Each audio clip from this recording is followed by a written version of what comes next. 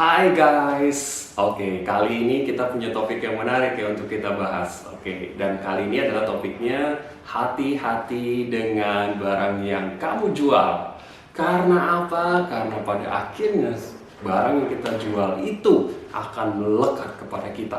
Kalau Anda seorang penjual, maka personal branding Anda nanti akan melekat itu. Kualitas barang yang Anda jual seperti apa dengan kualitas Anda sebagai seorang sales. Kalau Anda seorang bisnismen, pengusaha, pedagang, ya segala barang yang Anda jual itu juga akan melekat kepada branding diri Anda. So hati-hati ya, kebanyakan sales, kebanyakan penjual ternyata salah karena mereka berfokus pada 3 hal ini. Satu, ya, yaitu pada satu hal yang komisinya tinggi. Kemudian mereka juga berfokus pada barang yang gampang dijual. Dan yang ketiga, mereka fokus kepada sesuatu yang lagi ngetrend.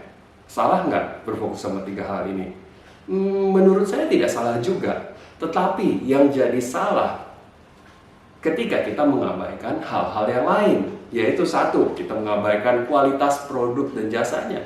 Kemudian kita juga mengabaikan jaminan untuk customernya. Dan kemudian kita juga bahkan mengabaikan apakah perusahaannya itu kredibel atau tidak, ya, untuk si pembuat barang dan jasa yang kita jualkan ini.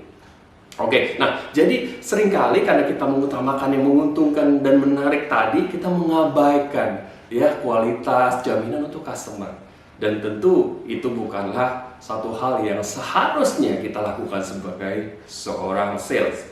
Ya, kalau memang Anda penjual yang baik, ya Anda pasti punya identitas yang baik. Sebagai seorang yang punya sales identity yang baik, which is kita sudah pernah bahas di video sebelumnya, ya tentu kita punya misi di mana ketika kita menjualkan sesuatu kepada customer, kita punya harapan bahwa barang yang kita jual ini akan menolong dan meningkatkan kualitas hidup customer kita. Kita percaya bahwa pekerjaan kita itu adalah sebuah jalan untuk menolong orang lain, untuk bisa memberikan nilai tambah kepada customer kita.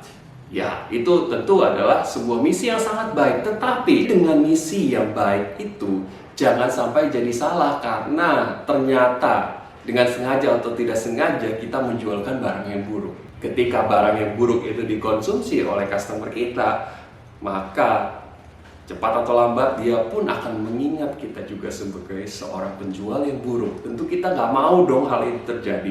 Ya, jadi pastikan ya kalau Anda sudah harus punya sales identity yang baik, punya misi yang baik dalam pekerjaan Anda sebagai seorang penjual, maka kita harus pilih juga barang yang baik. Ya, pilih barang yang baik tadi seperti apa? Yang punya kualitas, yang punya jaminan buat customer, dan juga yang perusahaannya dapat dipercaya. Nah jadi milikilah kriteria yang baik dan pastikan Anda juga akan dikenal sebagai penjual yang baik pula. Satu hal lagi, di situasi pandemi yang seperti ini banyak situasi yang tidak menentu. Ya, di satu sisi ada perusahaan-perusahaan yang ternyata bisnis-bisnis yang gugur. Ya, karena cash flow-nya tidak sanggup bertahan.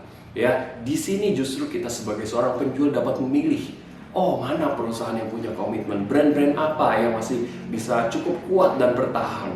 Itu menjadi pilihan yang bagus ya untuk memfilter. Tapi di satu sisi ternyata banyak juga bisnis-bisnis yang oportunis, bahkan sampai juga muncul yang namanya investasi bodong. Menarik, menarik, komisinya tinggi, gampang dijual, lagi hype, semua orang butuh. Ya, tapi ternyata itu adalah investasi bodong. Itu salah satu contoh bagaimana seorang penjual akhirnya menjual barang yang buruk. Nah, kita harus cerdas ya. Sebagai penjual yang baik kita harus bisa memilih dengan bijaksana barang yang kita jual. Itu pesan saya hari ini, dan pastikan Anda kalau memang merasa bermanfaat, pastikan Anda juga bisa subscribe channel ini dan juga Anda bisa membagikan kepada rekan-rekan kita. Salam inspirasi.